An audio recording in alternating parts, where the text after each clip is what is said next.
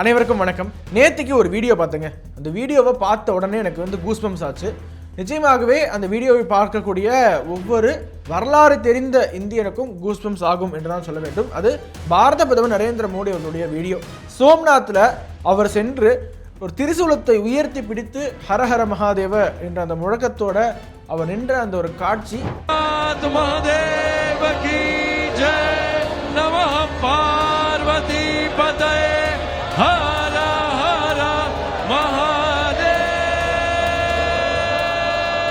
சமூக வலைதளங்களில் மிகவும் வைரலாக பரவியது. இதற்கு காரணம் 1000 ஆண்டுகளுக்கு பிறகாக எந்த சோம்நாத்தை முகமது கஸ்னி என்ற ஆக்கிரமிப்பாளன் படையெடுத்து அந்த கோவிலை நொறுக்கினானோ, அந்த சிவலிங்கத்தை சுக்கு நூறாக்கினாரோ, அந்த முகமது கஸ்னி 1026ஆம் ஆண்டு 1026 அவர் இந்த சோம்நாத் கோவிலை இடித்தார். அதற்கு பிறகாக 1000 ஆண்டுகள் கழித்து தற்போது பாரத பிரதமர் நரேந்திர மோடி அவர்கள் சோம்நாத் பர்வ் உற்சவ் அப்படிங்கிற ஒரு பெயர்ல நேரடியாக சோம்நாத்திற்கு சென்று மிகப்பெரிய ஒரு விழா மீண்டும் இங்க ஹிந்து சிவிலைசேஷன் ரைஸ் ஆகிறது. பாரதத்தினுடைய பண்பாட்டை யாராலும் அழிக்க முடியாது என்று இந்த தேசத்தினுடைய பிரதமரே போய் அங்க போய் உறக்க ஒரு மெசேஜ் சொல்றாரு பாத்தீங்களா? அது நிச்சயமாகவே ஒரு கூஸ்பம்ஸ் மொமெண்ட் தாங்க.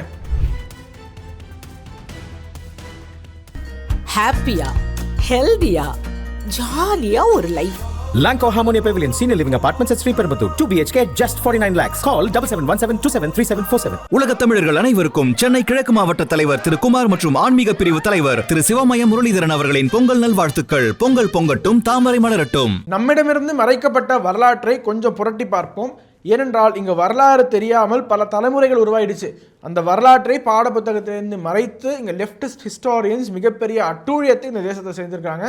அதே மாதிரி பார்த்தீங்கன்னா இந்த சோம்நாத் கதையும், இந்த சோம்நாத் எப்படி சுதந்திரத்துக்கு பிற்பாடும் நேரு அவர்களுடைய அந்த ஆட்சியின் கீழே சர்தார் வல்லபாய் பட்டேல் சோம்நாத்தை மீண்டும் அந்த இடத்துல ரெஸ்டோர் பண்ணணும்னு நினச்சிருந்தாலும் நேருனுடைய அந்த இன்டர்வென்ஷனால் முடியாமல் போனது என்பதை பற்றியும் கொஞ்சம் விரிவாக பார்க்க வேண்டும். முதல்ல வரலாற்று ரீதியாக இங்கே முகமது கஸ்னி மாதிரி எத்தனையோ ஆக்கிரமிப்பாளர்கள் எத்தனையோ கோவில்களை 1000 ஆண்டுகளாக அழிச்சிருக்காங்க. நிறைய ரஃப் எஸ்டிமேட்ஸா ஆயிரக்கணக்கான கோவில்கள் என்று சொல்றாங்களே தவிர யாராலுமே இத்தனை 1000 கோவில்கள் தான் எக்ஸாக்டா இடிக்கப்பட்டது அப்படிங்கிறத சொல்லவே முடியல.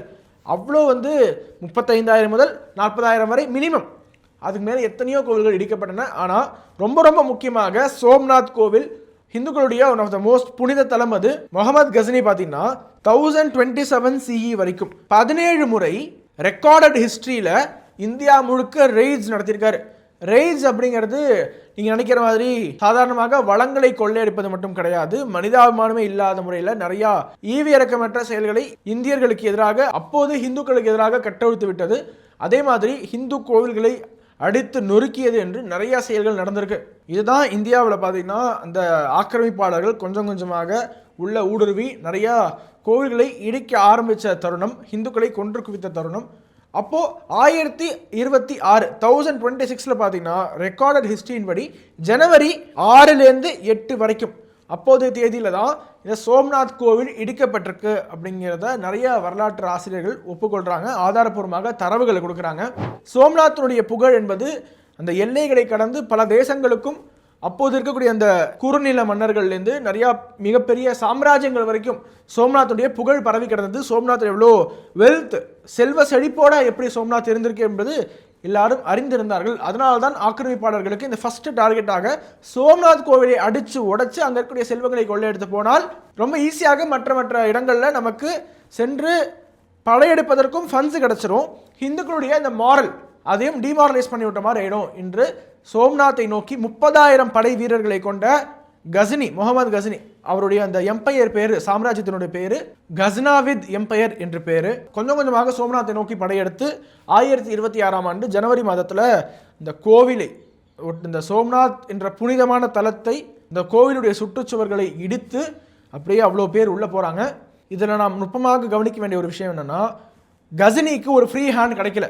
அந்த லோக்கல் இருக்கக்கூடிய ரூலர்ஸ், ஒரு சின்ன மன்னர்களை அப்படியே டிஃபீட் பண்ணிட்டு அவர் நேரடியாக கோவிலுக்கு செல்றாரு. அந்த கோவிலில் தான், அந்த கோவிலுக்கு செல்கிற வழியில் மிகப்பெரிய சர்ப்ரைஸ் காத்துட்டு இருக்கு. என்னன்னா, லோக்கல் மக்கள் எங்களுடைய சிவலிங்கத்தை உங்களை தொட விட மாட்டோம் என்று 50,000க்கும் மேற்பட்டவர்கள் வரிசை கட்டி நிற்கிறாங்க. எங்களுடைய சிவலிங்கத்தை தொடணும்னா எங்களை தானே தான் நீங்கள் தொட வேண்டும் என்று. ஆயுதமே இல்லாமல் சாதாரண சிவிலியன்ஸ், அவங்களுக்குலாம் வந்து இந்த ஆயுத பயிற்சி கிடையாது, எந்த படை வீரர்களும் கிடையாது, அவங்க கோவிலுக்கு ஒன்றும் ஆகக்கூடாது என்று 50,000 மக்கள் உயிர் தியாகம் செய்ததற்கு பிறகாக தான் முகமது கஜினியுடைய படை சோம்நாத்குள்ள சென்று சோம்நாத் அந்த ஜோதிர்லிங்கம் இருக்கு இல்லையா, சிவலிங்கம், அதை முகமது கஜினியே வந்து அடித்து நொறுக்கியதாக பர்ஷியன் ஹிஸ்டாரியன்ஸ் இப்ன் அல் அத்தீர் என்பவரும் இன்னும் நிறைய ஹிஸ்டாரியன்ஸ் இதை வந்து அவங்களுடைய புத்தகங்களில் டிராவல் லாக்ஸில் எல்லாத்துலேயும் பதிவிடுறாங்க. ஸோ டாக்குமெண்டடாகவே அவங்க சோம்நாத்தில் இருக்கக்கூடிய ஜோதிர்லிங்கத்தை அடித்து உடைச்சிருக்காங்க. உடைச்ச அந்த துகள்கள் இருக்கும் இல்லையா, சிவலிங்கத்தை உடைத்ததுக்கு பிறகாக அந்த சிதறி கடந்த அந்த துகள்களை எடுத்து கொண்டு சென்று முகமது கஜினியுடைய படை, முகமது கஜினி தலைமையிலான அந்த படை மீண்டும் அதை கஜினி என்ற அவங்களுடைய ஊருக்கு அதை கொண்டு சென்று அங்க இருக்கக்கூடிய ஒரு மசூதியில, அந்த மசூதியினுடைய பேரு ஜாமி மாஸ்க் என்று சொல்றாங்க, அங்க படிக்கட்டு இருக்கும் இல்லையா, அந்த மசூதிக்குள்ள என்ட்ராகக்கூடிய அந்த படிக்கட்டுல இந்த சிவலிங்கத்திலேருந்து உடைந்த துகள்களை யூஸ் பண்ணி படிக்கட்டு கட்டியிருக்காங்க. ஏன்னா it should symbolise victory over idols. நாங்கள் வந்து இந்த சிலை வழிபாடாளர்கள் இருக்காங்க இல்லையா, அவர்களை வென்று விட்டோம் என்று பறைசாற்றுவதற்காக அந்த உள்ளூர் மக்கள்கிட்ட போய் பாருங்க அவங்களுடைய சிவலிங்கத்தை நாங்கள் தூள் தூளாக ஆக்கியிருக்கோம் என்று சொல்வதற்காக ஸ்டெப்ஸாக யூஸ் பண்ணியிருக்காங்க. இந்த அளவுக்கு ஒரு குரூரமான ஒரு கோரமான ஒரு சித்திரவதையை 1000 ஆண்டுகளாக நம்ம அனுபவிச்சிருக்கோம். அதனுடைய ஒரு முதல் படி தான் சோம்நாத் அந்த இன்வேஷன் என்பது. இதை நாம் வரலாற்று புத்தகங்களில் படித்திருக்க வேண்டும், படிக்கவில்லை. இதுக்கப்புறம் நாடு முழுக்க நடந்த அந்த வரலாறு, 1000 ஆண்டுகளாக இங்கே ஹிந்து இனப்படுகொலை எப்படி நடந்தது, ஹிந்துக்களுடைய ரத்தம் எப்படி இந்த பாரத தேசத்தில் சிந்தப்பட்டது, அதோட இங்கிருந்து ஹிந்து மன்னர்களை டிஃபீட் பண்ணி தோற்கடித்து விட்டு அந்த ஹிந்து மன்னர்களுடைய மகள்கள், பெண் குழந்தைகள் இருந்தால் அவர்களை கடத்தி கொண்டு சென்று என்ன பண்ணுவாங்க உங்களுக்கே தெரியும். இது எல்லாத்தையுமே அவர்களுடைய ஆக்கிரமிப்பாளர்களுடைய சுயசரிதையில் பெருமையாக எழுதிப்பாங்க. இத்தனாவது ஆண்டு இந்த மன்னனை டிஃபீட் பண்ணி இத்தனை பேரை வந்து அடிமைகளாக இழுத்து சென்றோம் என்று பெருமையாக எழுதுவாங்க. இத்தனை கோவில்களை இடித்தோம் என்றும் பெருமையாக எழுதக்கூடிய ஒரு வரலாற்றை நாம் 1000 ஆண்டுகளாக சிந்திய ரத்தத்தை பாடப்புத்தகத்தில் இதுவரை சொல்லிக் கொடுக்காம விட்டாச்சு. அதற்காக தான் இந்த வீடியோவை பதிவு பண்ணுறது. எத்தனை முறை வந்து நீங்கள் மறைத்தாலும் சரி, உண்மை ஒரு நாள் உங்களுடைய கண்ணு முன்னாடி வந்து கர்ஜிக்கும். இதுதான் உண்மை என்று உங்கள் முன்னாடி அந்த உண்மை வந்து நிற்கும் போது உங்களால் அதை ஃபேஸ் கூட பண்ண முடியாது. ஸோ உண்மையை என்றைக்குமே மறைக்க முடியாது. இந்த முகமது கஜினிக்கு பேரே வந்து த ஐடல் பிரேக்கர், சிலையை உடைக்கக்கூடியவன் என்பதை பெருமையாக பட்டமாக வைத்துக் கொள்ளக்கூடிய ஒரு மனப்பான்மை கொண்டவங்க தான் அவங்க. இந்த ஆக்கிரமிப்பாளர்கள் அனைவருமே இப்போ நம்மளோட ஊர்லலாம் சிவபாத சேகரன் என்று ராஜராஜ சோழனுக்கு ஒரு பேர், இன்னும் நிறைய ராஜாதிராஜ ராஜ மார்த்தாண்டெல்லாம் நம்ம ஊரில் பேர் இருப்பாங்கல்ல. ஏன்னா அந்த மன்னன் செய்த சாதனைகளை வந்து அந்த மன்னனுக்கு ஒரு பெருமையாக அந்த பேர் புனைப்பேராக இருக்கும். அவங்களுக்கு சிலைகளை உடைப்பவன், அதுவும் யாரு, ஹிந்து கடவுளுடைய சிலைகளை உடைப்பவன் என்பதை பெருமையாக பேரில் வச்சுக்கிட்டு இருக்க அளவுக்கு தான் அவங்களுடைய மென்டாலிட்டி. முகமது கஜினியுடைய காலத்துக்கு அப்புறமா எத்தனையோ முறை சோம்நாத்தை மீண்டும் கட்ட வேண்டும், ரீபில்டு பண்ணணும்ட்டு நிறையா ஹிந்து மன்னர்கள் ட்ரை பண்ணாங்க.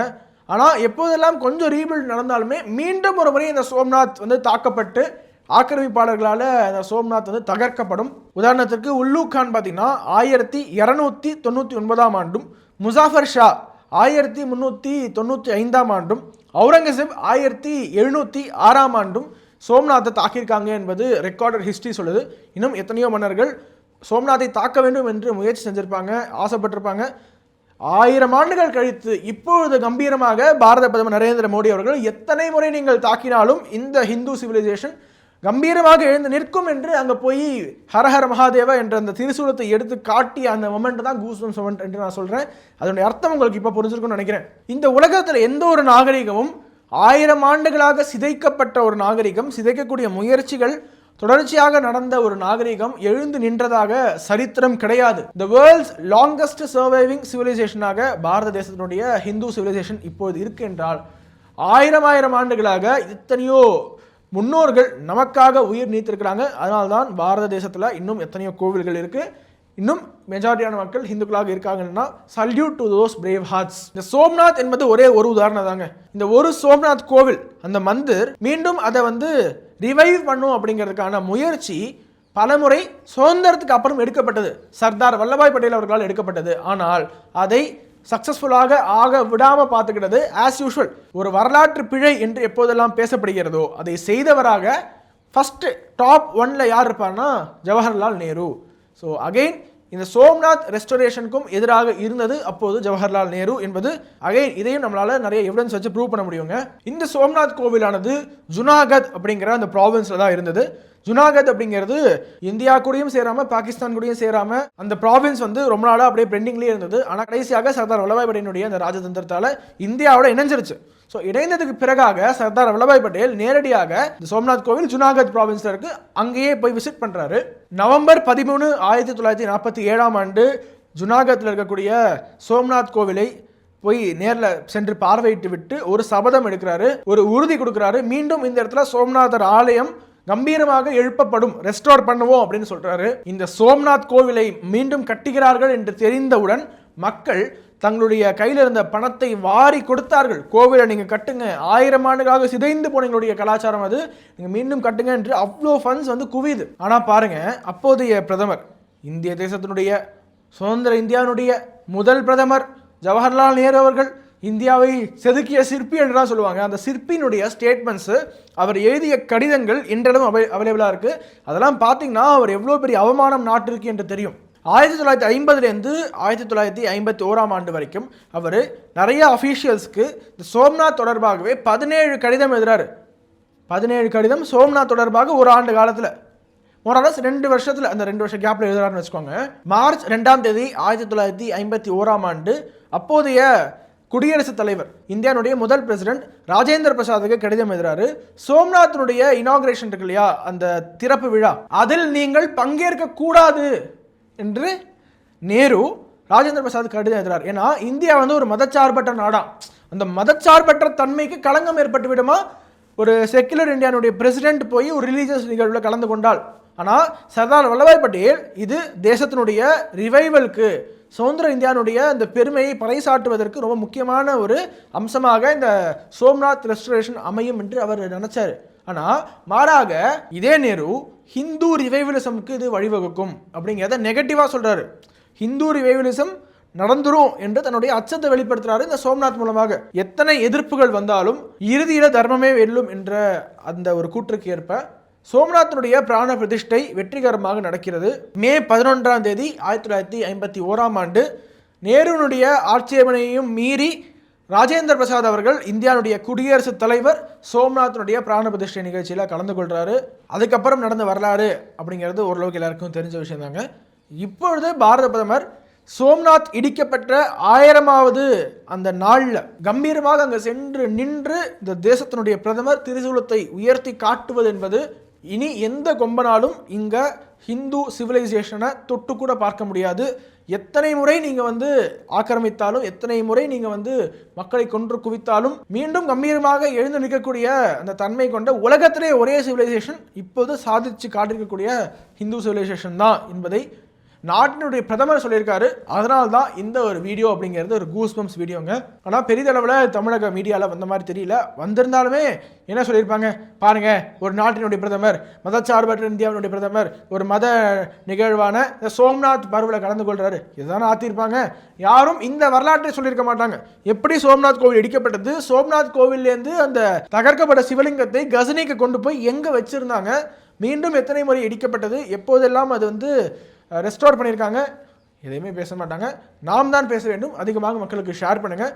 உங்களுடைய கருத்துக்களை கீழே கமெண்ட்ஸை சொல்லுங்கள். மீண்டும் அடுத்த நிகழ்ச்சியில் உங்களை இன்னும் வரலாற்று பூர்வமாக ஆதாரத்தோடு சந்திக்கிறேன். அதுவரை விடைபெறுகிறேன். வணக்கம். வந்தே மாத்திரம். பேசு தமிழா பேசு சேனலுக்கு ஆதரவு தந்து கொண்டிருக்கக்கூடிய பார்வையாளர்களுக்கு வணக்கம். அரசியல் ஆன்மீகம்னு மட்டும் இல்லாம இப்போ ஹெல்த்லயும் நம்ம வந்தாச்சு. ஹெல்த் சம்பந்தமான பிரச்சனைகளுக்கும், ஹெல்த் டிப்ஸுக்கும், ஹெல்த் கேருக்கும், இல்ல ஹெல்த் பத்தி ஏதாவது தெரிஞ்சுக்கணும் அப்படின்னு நினைச்சீங்கன்னா ஹெல்த் குரு சேனல் கண்டிப்பா உங்களுக்கு யூஸ்ஃபுல்லா இருக்கும். பேசு தமிழா பேசு சேனலுக்கு கொடுக்கக்கூடிய இதே சப்போர்ட்டை ஹெல்த் குரு யூடியூப் சேனலுக்கும் கொடுத்து அந்த சேனலை சப்ஸ்கிரைப் பண்ணி உங்க நண்பர்களுக்கு ஷேர் பண்ணும்படி கேட்டுக்கிறோம். நம்ம ஹெல்த் குரு சேனலோட லிங்கை டிஸ்கிரிப்ஷன்ல தரோம், மறக்காம செக் பண்ணி பாருங்க.